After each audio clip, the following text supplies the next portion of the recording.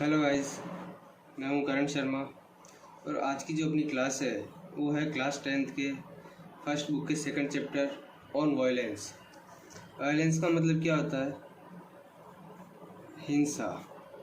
जो ये पूरा चैप्टर है वो अपना हिंसा के ऊपर है, वायलेंस के ऊपर है। ठीक है, तो चलिए शुरू करते हैं। There is a great deal of violence in the world. Violence मतलब हिंसा। आज का जो वर्ड है उसमें जो सबसे बड़ी डील है, मतलब जो सबसे बड़ी चीज़ है वो क्या है? हिंसा। आजकल अपन भी देख रहे हैं हर तरफ हर जगह किसी न किसी प्रकार की हिंसा होती जा रही है। There is a physical violence and also inward violence. एक तो फिजिकल वायलेंस और एक होता है इनवर्ड वायलेंस। फिजिकल वायलेंस क्या होता है? शारीरिक हिंसा, जैसे एक दूसरे को मारना, ठीक है, शारीरिक नुकसान पहुंचाना।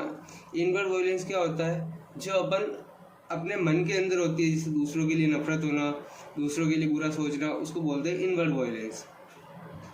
Physical violence is to kill another, to hurt other people consciously, deliberately और without thought, to say cruel things full of antagonism and hate and inwardly.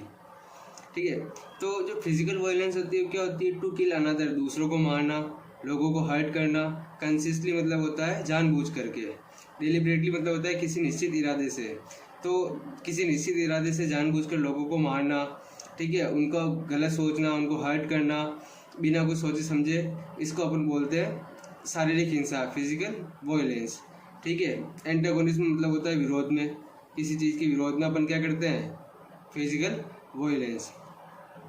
Inwardly inside the skin, to dislike people, to hate people, to criticise people inwardly. और दूसरी तरफ जो inward violence होता है वो क्या होता है? जो अपने मन में चलता है, जैसे लोगों को नापसंद करना, ठीक है, अपने मन में जैसे चलता रहता है कि अच्छा नहीं है, इससे अपने को बात नहीं करनी है, ठीक है, तो ये सब होती है। टू हेट पीपल, लोगों को नफरत करना कि कोई अपने पास में आकर के बैठ गया है तो नहीं, उसकी नफरत है कि अपन पास में नहीं बिठाएंगे, इस तरह से। क्रिटिसाइज मतलब लोगों को नीचे दिखाने का प्रयास करना। ये सारी चीज़ें क्या होती है? Inward violence. We are always quarrelling, battling not only with others but with ourselves. आजकल डेली हम क्या कर रहे हैं? क्वारलिंग मतलब होता है झगड़ा करना। हम झगड़ा कर रहे हैं किससे? नॉट ओनली विद अदर्स, सिर्फ दूसरों से ही नहीं बल्कि आवर सेल्फ, खुद से भी। अपन मन ही मन में खुद से भी लड़ रहे हैं। We want people to change, हम क्या चाहते हैं? लोगों में बदलाव चाहते हैं कि वो हमारे अकॉर्डिंग बदल जाए। We want to force them to our way of thinking, हम क्या करते हैं कि लोगों को चाहते हैं कि वे अपने तरीके से सोचें, मतलब जैसा हम सोचते हैं वैसा ही लोग भी सोचें। In the world as we grow up, we see a great deal of violence at all level of human existence. Human existence मतलब होता है मानव अस्तित्व।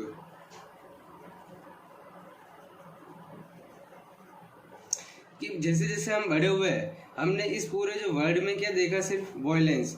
मानव के हर एक अस्तित्व मतलब हर एक जगह पर किसी न किसी चीज को लेकर के हिंसा, वायलेंस अपन ने देखा है। The ultimate violence is war, the killing for ideas, for so called religious principle, for nationalities, the killing to preserve a little piece of land। जो अल्टीमेट मतलब फाइनल, जो फाइनल वायलेंस है, आखिरी तक जाती है, वो क्या है? वॉर, युद्ध। ठीक है, हम क्या करते हैं? अपने विचारों के लिए, आइडियाज़ के लिए लोगों को मारना। जो रिलीजियस प्रिंसिपल है, धार्मिक सिद्धांत है कि मेरा धर्म अच्छा है, तेरा धर्म अच्छा नहीं, इसके आधार पर लोगों को मारना। फॉर नेशनलिटीज़, राष्ट्रीयता के कारण लोगों को मारना। The killing preserve a little peace, और एक ज़मीन के छोटे से टुकड़ों में आजकल आपस में भाई भाई भी लड़ पड़ते हैं। तो इन सब चीज़ों को लेकर के अपन ने हमेशा वायलेंस देखी है। To do that man will kill, destroyed man and also be killed himself. ऐसा करके जो आदमी है क्या होगा? दूसरों को मार देगा, या खुद बर्बाद हो जाएगा, या खुद को इंजर्ड, मैं मतलब होता है इंजरी, खुद को इंजर्ड कर लेता है। There is enormous violence in the world, enormous मतलब बहुत ज़्यादा। ये जो वर्ड है इसके अंदर बहुत सी ज़्यादा वायलेंस फैल चुका है। The rich wanting to keep people poor, जो अमीर लोग हैं वो क्या चाहते हैं कि जो गरीब है वो गरीब ही बने रहे, और and the poor wanting to get rich and in the process hating the rich, और जो गरीब है वो क्या चाहते हैं? अमीर बनना चाहते हैं, इसके चक्कर में वो जो अमीर लोग हैं उनसे नफरत करते हैं। And you being caught in society also going to contribute to this. और अपन जो सोसाइटी के अंदर बंधे हुए हैं, सोसाइटी के नियमों में बंधे हुए हैं, आगे जाकर के हम भी इसके अंदर एक हिस्सेदारी निभाने वाले हैं, आगे जाकर के हम भी ऐसा ही करने वाले हैं। There is violence between husband wife and children. Wife, husband, children, इनके बीच में भी एक तरह की हिंसा होती है। There is violence, antagonism, hate, cruelty, ugly, criticism, anger. जो वायलेंस होती है, एंटागोनिज्म विरोध में, किसी से नफरत में, क्रुएल्टी मतलब निर्दयता, उगली क्रिटिसिज्म मतलब गंदे तरीके से ट्रीट करना, एंगर गुस्सा, ये जो सारी चीजें होती है, all this is inherent in man.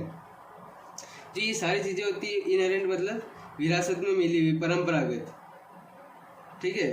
तो ये जो गुस्सा, गंदे तरीके से सोचना, विरोध करना, नफरत करना, ये सारी चीजें क्या है, इसमें पॉइंट ने बताया कि सारी चीजें आदमी को विरासत में मिली है।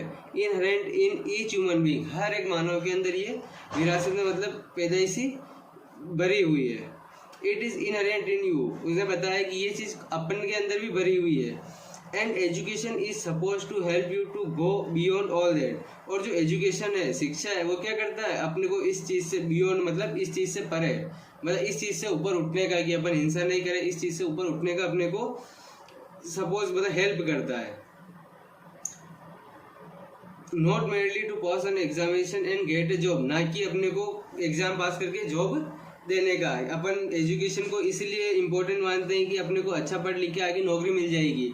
एजुकेशन का सिर्फ यही मतलब नहीं है, बल्कि एजुकेशन अपने को क्या सिखाता है कि ये जितनी भी वायलेंस फैली हुई है, अपन इससे ऊपर उठ जाए पढ़ लिख करके। You have to be educated so that you become a really beautiful, healthy, sane, rational human being. अपने को एजुकेटेड होना है, अपने को पढ़ाई करनी है, इसलिए नहीं कि अपन अच्छी नौकरी पा सके, बल्कि इसलिए क्योंकि अपने को एक ब्यूटीफुल, हेल्दी, समझदार, सुंदर, समझदार, बुद्धिमान आदमी अपन बन सके। सैन मतलब होता है समझदार, रेशनल मतलब होता है वाइस, बुद्धिमान, ठीक है। नॉट ए ब्रूटल मैन, ना कि एक ब्रूटल मतलब होता है निर्दयी। मतलब पढ़ लिख करके अपन एक समझदार, बुद्धिमान इंसान बने, ना कि कोई निर्दयी इंसान बाकी लोगों की तरह। You are going to face all this violence as you grow up. फिर पॉइंट बताता है कि जैसे जैसे आप बड़े होगे, बड़े होने के बाद में जो वायलेंस है, ये सब आप फेस करने वाले हो, मतलब आपके सामने ये सारी वायलेंस आने वाली है। You will become like the rest of cruel, hard, bitter, angry, violent world. और आगे के जाके के पॉइंट बोलता है कि sorry, you will forget all that you have heard here and will be caught in the stream of society। और आगे जाकर के तुम ये भूल जाओगे कि तुमने ये चीज यहाँ पर पढ़ी है कि हमको आगे जाकर के ऐसा नहीं करना है, फिर भी तुम आगे जाकर के जो सोसाइटी कर रही है, सोसाइटी में बन जाओगे और वही करोगे। You will become like the rest of the cruel, hard, bitter, angry, violent world। और आगे जाकर के तुम भी क्या बनोगे, जो बाकी की तरह के लोग हैं, निर्दयी, कठोर, कड़वे और गुस्सेदार जो लोग हैं, जो हिंसा करते हैं, वैसे तुम करोगे। And you will not help to bring out a new society a new world. और तुम इसमें कभी भी मदद नहीं करोगे, किसमें, एक न्यू सोसाइटी बनाने में। यहाँ तक मैं पॉइंट अपने को बताना चाह रहा है कि जो हिंसा फैली हुई है, हर तरफ हिंसा है, हर चीज़ की हिंसा है। हिंसा फिजिकल होती है, इनवर्ड होती है, ठीक है। तो इस हिंसा को अपने को दूर करने के लिए अपने को पढ़ाई लिखाई करनी है, पढ़ाई लिख करके एक अच्छा इंसान बनना है और अपने को एक नई सोसाइटी बनानी है। लेकिन पॉइंट बोलता है कि अगर अपन सोसाइटी के नियमों में बंधे रहे, जैसे बाकी के लोग जिस रास्ते पर चल रहे हैं, अपन उसी रास्ते पर चले, तो अपन कभी भी नई जो वर्ल्ड है, न्यू सोसाइटी है, वो कभी भी क्रिएट नहीं कर पाएंगे, ठीक है। आगे next, but A new world is necessary. लेकिन पॉइंट कहता है कि एक नया वर्ल्ड मतलब एक नया समाज अपने लिए जरूरी है। ए न्यू कल्चर इज नेसेसरी, एक नई संस्कृति और जरूरी है अपने लिए। The old culture is dead, buried, Brunt, exploded, vaporise. जो उन्होंने कहा कि जो पुरानी संस्कृति है अपनी, वो मर चुकी है, जल चुकी है, हवा में उड़ चुकी है, ठीक है। You have to create a new culture. और अपने को क्या करना है, अब एक नया कल्चर बनाना होगा। ए new culture can not be based on violence. और जो नया कल्चर है वो वायलेंस मतलब हिंसा के बेस पर नहीं बन सकता है। The new culture depends on you because the old generation has build a society based on violence. और पॉइंट कहता है कि जो नया कल्चर है वो किस पर डिपेंड करता है, अपनी जो न्यू जनरेशन है उसके ऊपर, ठीक है, जो कि हिंसा पर आधारित नहीं होना चाहिए। क्योंकि पुरानी जो जनरेशन है उन्होंने क्या किया है कि जो न्यू क्रिएट किया था उन्होंने कल्चर, वो हिंसा पर आधारित था, based on aggressiveness and it is has caused all of the confusion. जो पुराना जो कल्चर था अपना वो अग्रेसिवनेस मतलब एक दूसरे के विरोध में वॉयलेंस पर था, इसीलिए उसमें बहुत से कंफ्यूजन है, बहुत से मिजरी है, मतलब रहस्य है। The older generation have produced this word and you have to change it. जो ओल्ड जनरेशन है उसने ये जो बनाया है कल्चर, उसको अपने को चेंज करना है।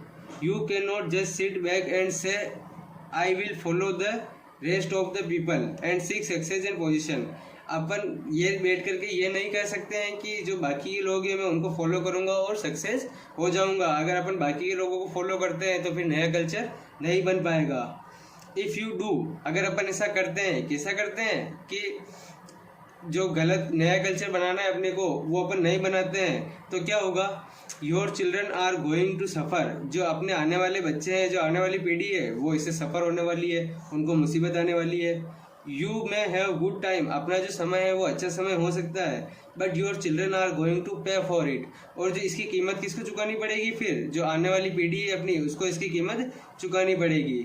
सो you have to take all that into account to outward quality of man to man in the name of God. इसलिए अपने को क्या करना पड़ेगा, जो ये क्रुएल्टी और फैली हुई है इसको अपने को दूर करना पड़ेगा। किसके नाम पर, एक दूसरे से मिल करके, भगवान के नाम पर, धर्म के नाम पर, सेल्फ इम्पोर्टेंस के नाम पर और अपने सिक्योरिटी और फैमिली परिवार की सुरक्षा के नाम पर अपने को इस क्रुएल्टी को, जो वायलेंस है इसको अपने को दूर करना पड़ेगा। You will have to consider the outward cruelty and violence. और जो आउटवर्ड क्रुएल्टी है इसको अपने को कंसिडर मतलब इसको अपने को समझना पड़ेगा, ठीक है। और